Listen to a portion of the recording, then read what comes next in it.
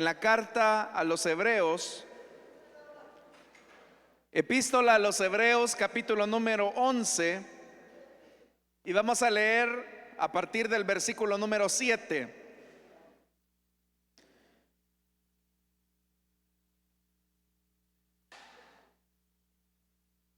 Hebreos capítulo 11, versículo número 7, la palabra de Dios nos dice: por la fe, Noé, advertido sobre cosas que aún no se veían, con temor reverente, construyó un arca para salvar a su familia. Por esa fe, condenó al mundo y llegó a ser heredero de la justicia que viene por la fe. Hasta ahí dejamos la lectura, hermanos. Tengan la amabilidad de sentarse, por favor.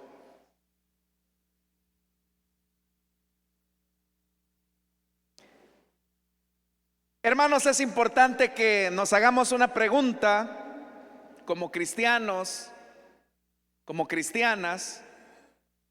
¿Qué es lo que determina una vida espiritual fructífera en el Evangelio? Y lo que es más, ¿cómo se miden los resultados que Dios espera de nosotros? Porque una de las cosas que es indiscutible es que cuando Dios nos llamó al Evangelio, nos llamó a dar fruto. Y es más, el Señor Jesús en el Evangelio de Juan, Él le dice a sus discípulos: en esto hay honra a mi Padre, cuando ustedes llevan mucho fruto. Y al hablar acerca de esto, de los frutos, uno puede ponerse a pensar también en qué es lo que hace que nuestra predicación sea efectiva. Probablemente para nosotros el criterio de un ministerio exitoso o de una vida cristiana exitosa es aquella en donde hay muchos resultados numéricos visibles. No faltará algún hermano, alguna hermana que, por ejemplo, juzgue el éxito de una predicación sobre la base de las conversiones que éste pueda tener. Para nosotros, si un predicador da una enseñanza y tiene muchas conversiones, muchos reconcilios, nosotros podríamos decir: ese fue un mensaje muy exitoso, con mucho fruto, porque vea cuántos se convirtieron ahora en el mensaje. Y uno no puede dudar que esas son evidencias de la gracia del Señor. Pero no significa necesariamente que el éxito de un mensaje o el éxito de una predicación esté condicionada al número de conversiones que ese predicador puede tener.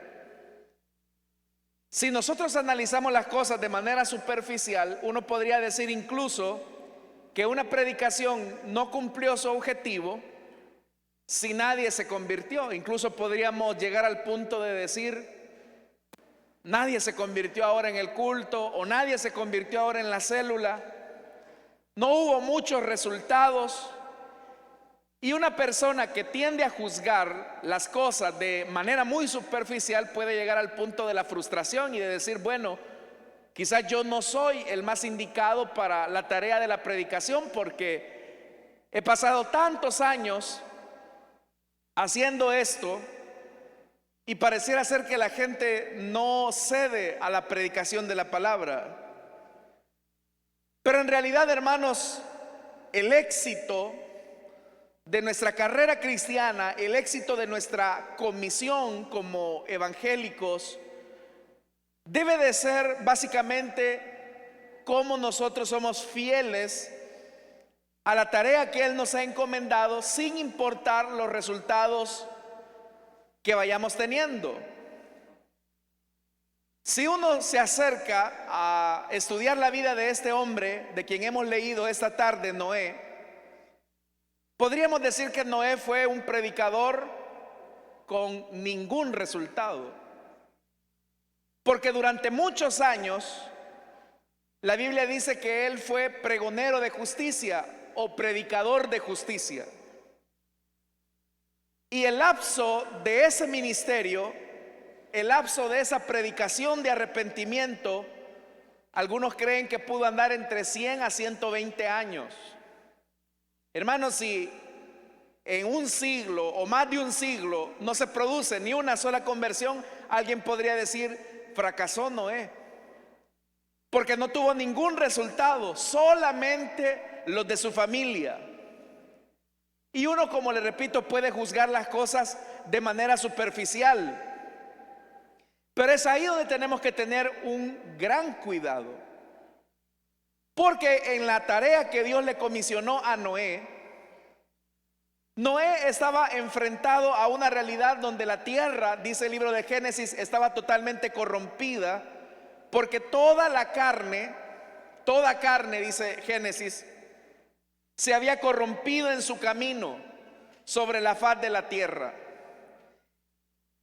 Ante una situación donde hay tanta corrupción, abundancia de pecado, uno podría decir: ese es el campo y el contexto perfecto para predicar un mensaje de arrepentimiento. ¿Qué mejor escenario que un mundo lleno de pecado, que un mundo lleno de hostilidad hacia la justicia? Y qué mejor mensaje si ese vendría de un hombre tan piadoso como Noé, quien dice la Biblia que halló gracia ante Dios, porque a pesar de que la generación de Noé era una generación perversa, una generación mala, Noé seguía manteniendo una vida de rectitud y de integridad.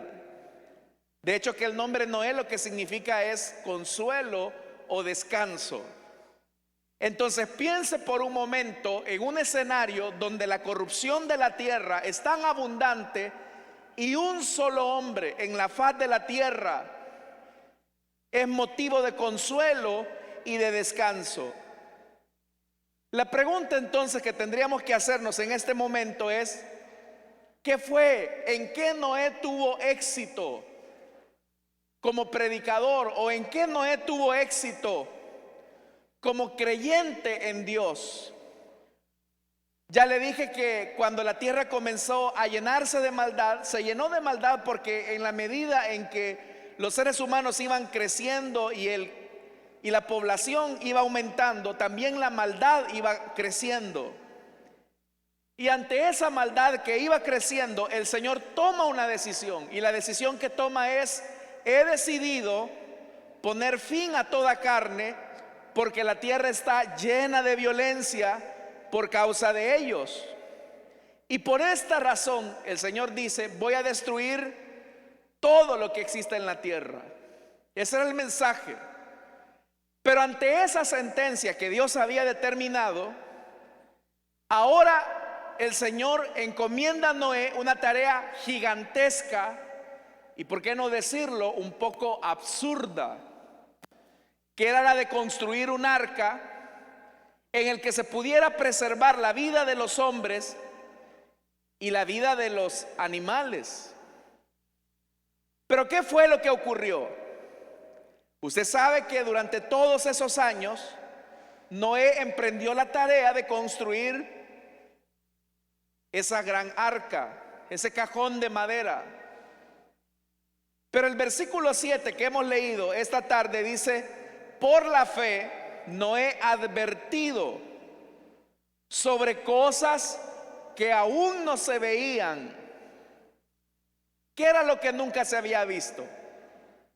Lo que nunca se había visto es que del cielo descendiera agua. Nunca se había visto tampoco que de las fuentes de la tierra se abrieran y desde abajo el agua comenzara a surgir con un poder y una fuerza que fuera capaz de destruir y arrasar todo lo que encontrara a su paso. Eso nunca había pasado. Entonces ahí las personas se preguntan: bueno, hermano, ¿y cómo se mantenía la vida? Lo que ocurre es que el planeta tenía una condición en donde esa lluvia no era necesaria, porque la tierra estaba totalmente aclimatada a una temperatura ambiente donde el rocío que caía en la mañana era suficiente para mantener con vida la vegetación, los animales. Y nunca se había visto una lluvia. Eso era algo que jamás los seres humanos antiprediluvianos habían visto. Por eso es que ese versículo 7 dice: por la fe Noé ha advertido sobre cosas que aún no se veían. Pero lo que sí es cierto es que hubo una advertencia, y la advertencia de Dios hacia Noé era que él iba a destruir todas las cosas. Piense por un momento en qué es una advertencia. Una advertencia es una señal que nos indica que hay un peligro inminente. Y ante ese peligro inminente, la advertencia nos indica que debemos de tomar una posición, debemos de tomar una postura frente a ese peligro. Si por ejemplo usted va en la carretera y encuentra una señal de advertencia, que hay un cruce escolar de niños que van a cruzar la calle, la advertencia es: tenga una conducta donde su velocidad vaya disminuyendo porque niños cruzan la calle. O si por ejemplo la advertencia es a ceder el paso, lo que está diciendo es que trate la manera de regular su velocidad porque se va a encontrar con tráfico una vez se incorpore a un carril determinado o en una rotonda. Las advertencias nos ayudan a anticipar un posible peligro. Ahora el Señor le está diciendo a Noé, le está advirtiendo a Noé que va a venir algo que nunca los seres humanos han visto. Ahora, ¿qué fue lo que produjo esa advertencia en el corazón de Noé? Lo que dice ese versículo 7, que con temor reverente construyó un arca para salvar a su familia. Entonces Noé comienza a hacer algo en función de cuidar a su familia, porque el castigo era inminente. Pero es ahí, hermanos, donde Noé, con su acción, se convierte en un predicador eficaz. Y se convierte en un predicador eficaz porque ahora Noé comienza a vivir la advertencia que Dios le había anticipado. Cuando Noé escuchó el anticipo de que vendría un peligro sobre toda la tierra, Noé, hermanos, no se puso a descansar, no se puso a decir: bueno, Dios no me ha dicho cuándo va a ser, voy a esperar a que Dios me diga para ver cuándo comienza este proceso de construcción. Él inmediatamente, cuando recibe la orden de Dios, él con un temor reverente comienza a construir esa obra monumental. Y por eso es que el escritor a los Hebreos dice que por esa fe, ¿cuál fe? La fe de creer que iba a venir un castigo inminente, la fe de creer que Dios iba a juzgar la maldad de la tierra. Él comenzó a construir esa gran embarcación. Es ahí entonces, hermanos, donde Noé se convierte en una advertencia viva para toda aquella generación. Noé comienza a vivir a partir de ese momento una realidad inminente cada día de su vida. Todos los días que la gente veía a Noé construir aquella obra monumental, la gente se decía: ¿y este Noé qué está haciendo? Es que él dice que va a llover, que vendrá un cataclismo. ¿Y qué es eso? Que va a descender agua del cielo.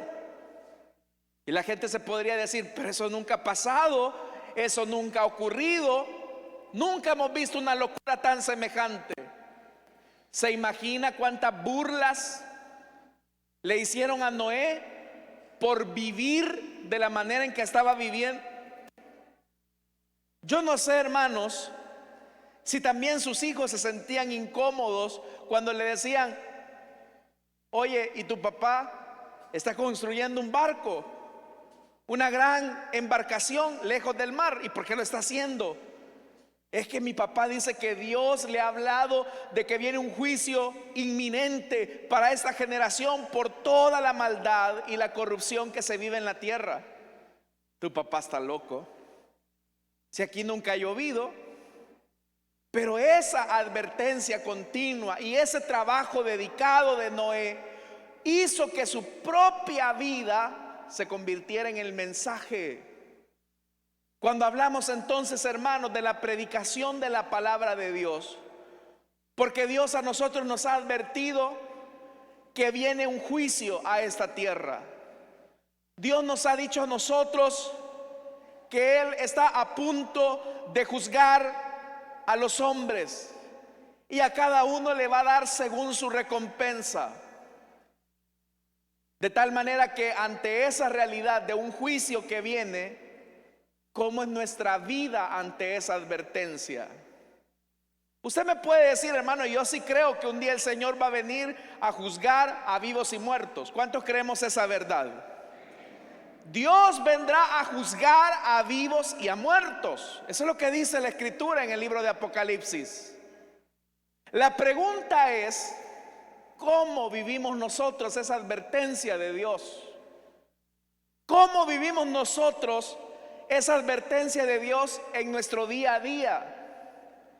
Porque hay personas dentro de las iglesias que aun cuando son conscientes que Dios ha advertido de un juicio y de un castigo a la humanidad, y estoy hablando de cristianos, siguen pensando que la venida del Señor tarda en acontecer. Hay muchos hermanos y hermanas que a pesar de que son conscientes de que Cristo viene otra vez para juzgar a vivos y muertos, no tienen una vida coherente con la predicación que dicen creer. En palabras del escritor a los hebreos, no tienen un temor reverente ante Dios. Viven una vida de seria contradicción, porque por un lado, verbalmente, teóricamente, creen que Dios va a juzgar a los vivos y a los muertos, pero creen que Dios no los va a juzgar a ellos, por la vida doble que muchas veces los cristianos manejamos dentro de las iglesias.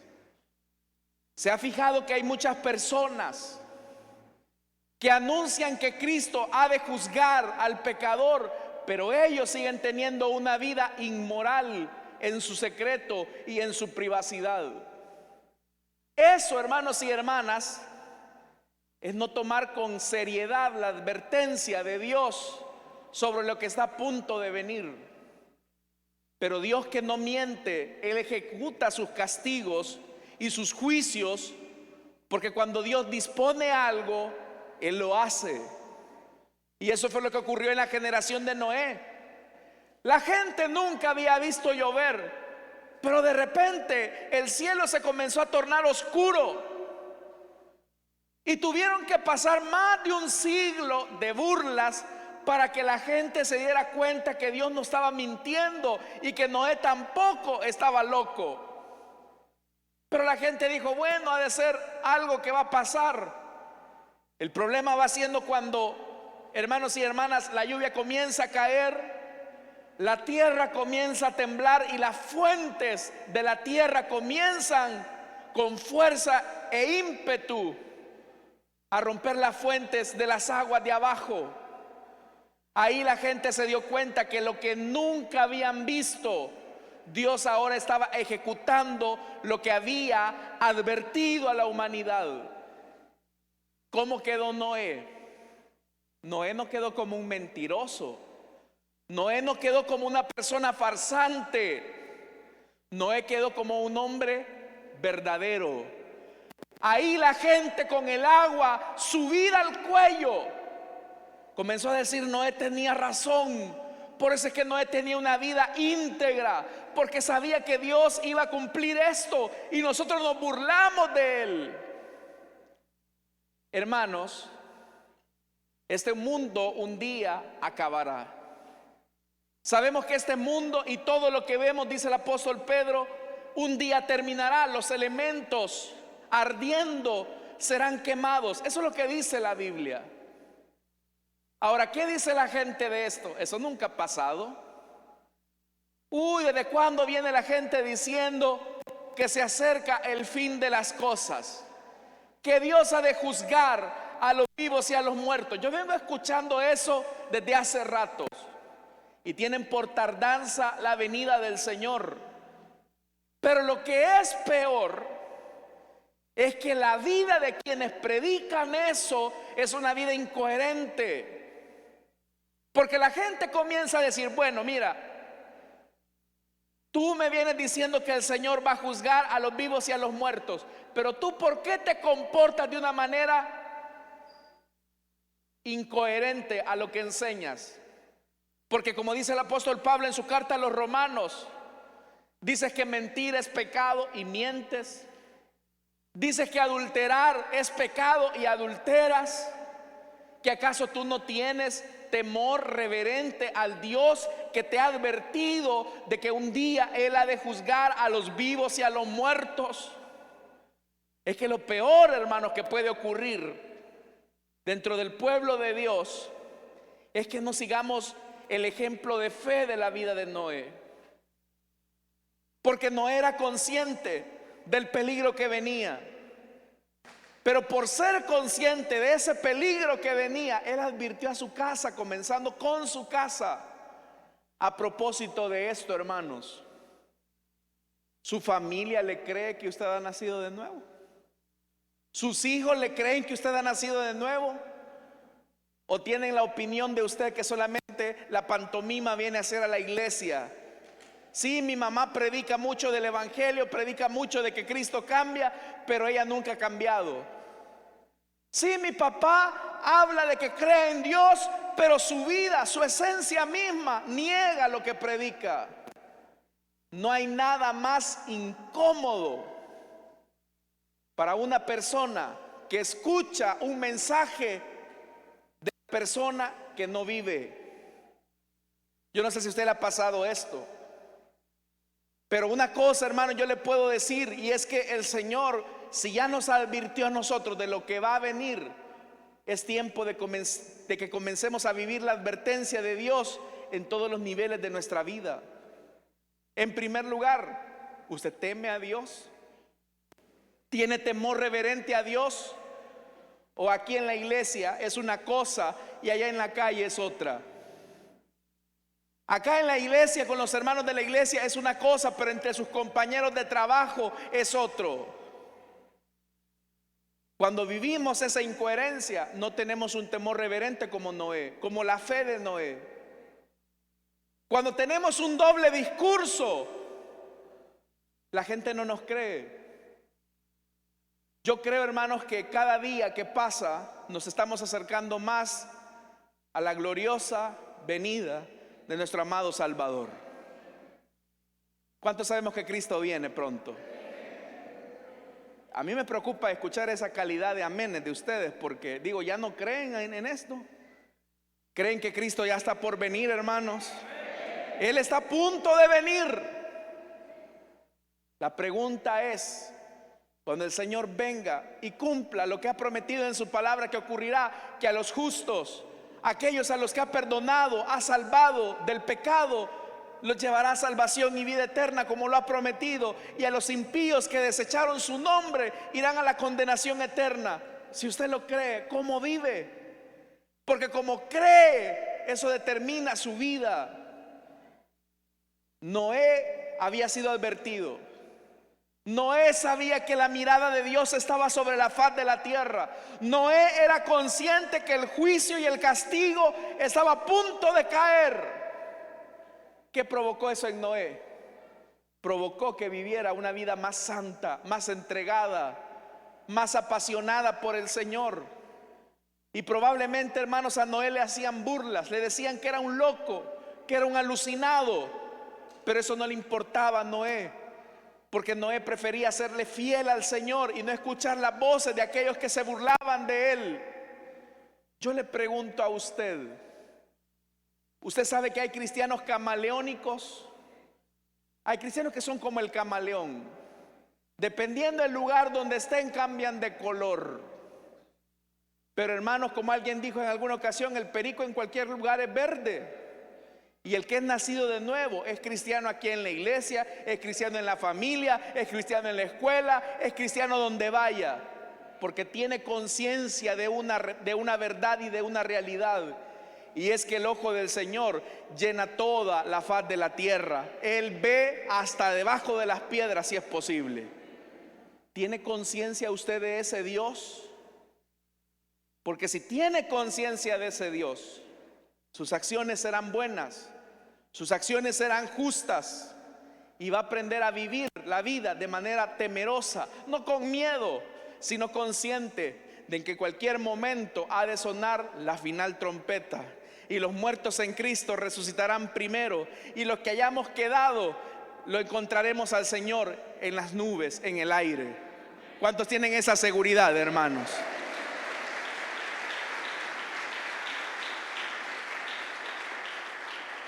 Yo quiero preguntarle, yo no sé, hermanos, usted habrá escuchado la tensión que se está viviendo actualmente en Europa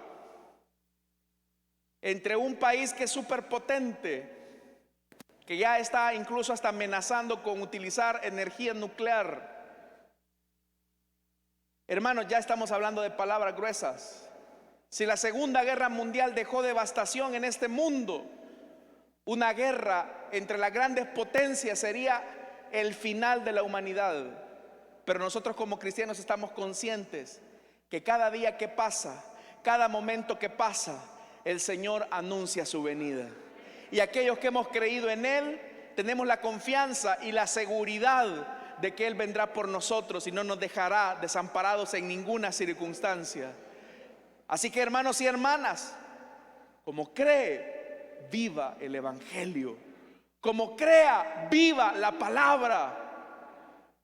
Yo no sé si dentro de los próximos minutos el Señor ha de aparecer en esas nubes del cielo. Pero si el Señor aparece, hermanos, qué bendición. Nos vamos a encontrar allá en la patria celestial al lado de nuestro buen Salvador. Amén, hermanos.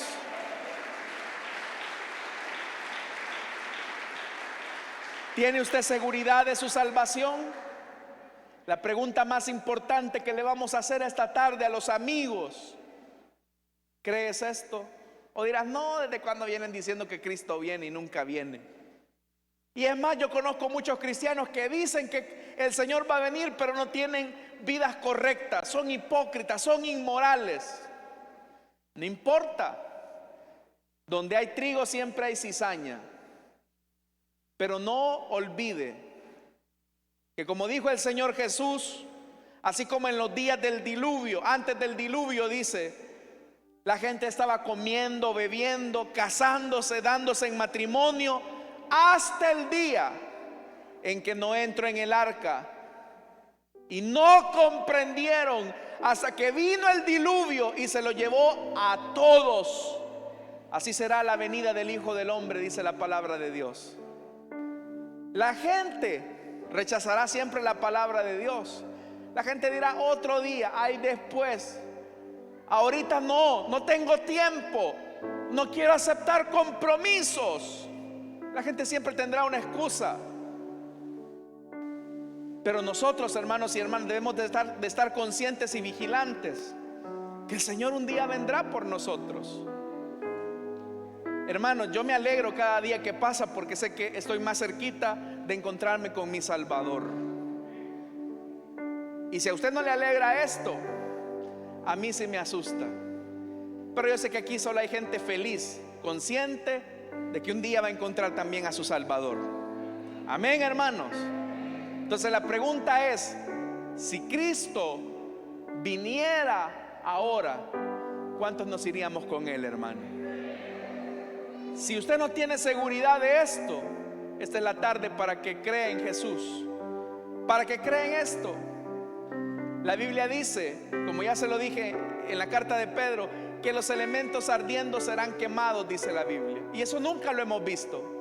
Nunca hemos visto que las grandes montañas ardan. Nunca hemos visto, hermanos, nada de eso. No hemos visto esas evidencias. Pero bienaventurados aquellos que sin ver han creído. Porque yo sí creo, hermano. Y creo no por miedo. Creo porque Dios lo dice en su palabra y Él va a cumplir su palabra.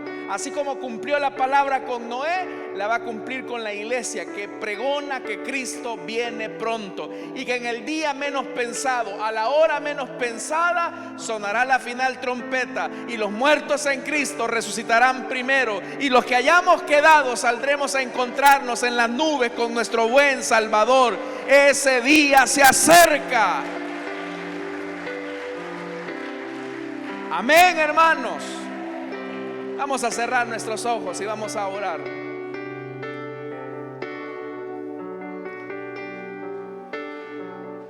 Sabiendo que el día y la hora se acerca, ¿no deberían de vivir santa y piadosamente para Dios? Sabiendo que el novio se acerca, ¿no deberían de tener una vida íntegra para con el Señor?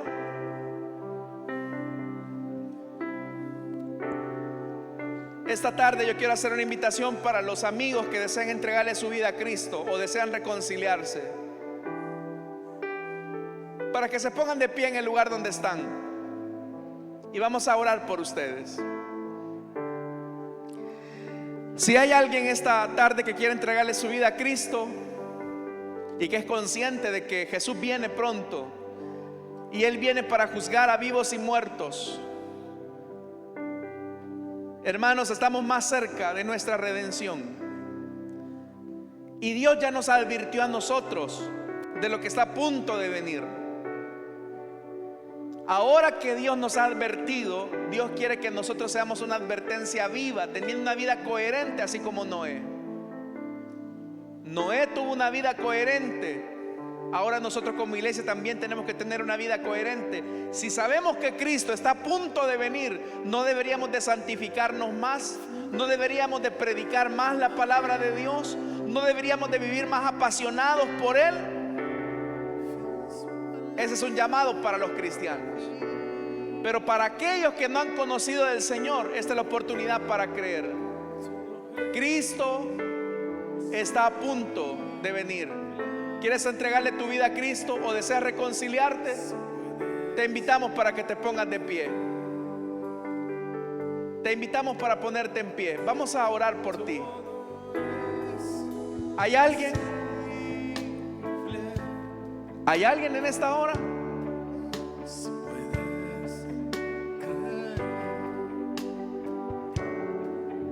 ¿Habrá alguien en esta hora que quiera entregarle su vida a Cristo o que quiera reconciliarse?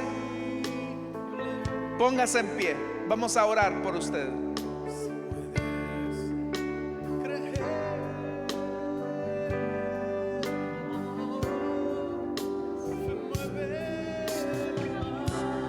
¿Habrá alguien?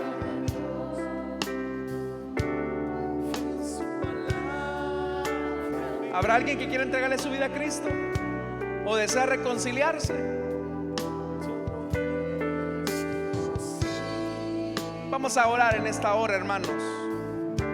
Pero nuestro llamado como cristianos es a entender que si Cristo viene pronto, mayor debe de ser nuestra entrega. Así como Noé. Si sabemos que el Señor está pronto a venir, mayor debe de ser nuestra dedicación a Él, mayor debe de ser nuestro amor por Él. Renunciemos a lo oculto y vergonzoso para tener una vida coherente ante Él. Padre que estás en los cielos, te damos las gracias por esta oportunidad, Señor, que tú nos das de estar delante de ti. Señor amado, quiero pedirte en esta hora que tú bendigas a tu pueblo, que bendigas a tu iglesia, Señor. Señor amado, te pedimos en esta hora que sabiendo que nos has advertido de lo que está a punto de venir, podamos tener una vida coherente con lo que predicamos. Ayúdanos, Señor, a entender que tú estás en todo lugar y llenas todo, Señor. No nos dejes, no nos abandones. Ayúdanos a permanecer fieles a ti hasta el día de tu venida. En el nombre de Jesús. Oramos también, Señor, por nuestras ofrendas y nuestros diezmos. No te damos, Señor, de lo que nos sobra, sino de lo mucho que nos das. Con acción de gracias, Señor, presentamos a ti nuestros diezmos y nuestras ofrendas. Queremos pedirte entonces en esta hora que tú, Señor, bendigas los empleos, los negocios de tus hijos. En Cristo Jesús. Amén y amén. Pasen nuestros hermanos y nosotros cantamos al Señor. Aleluya.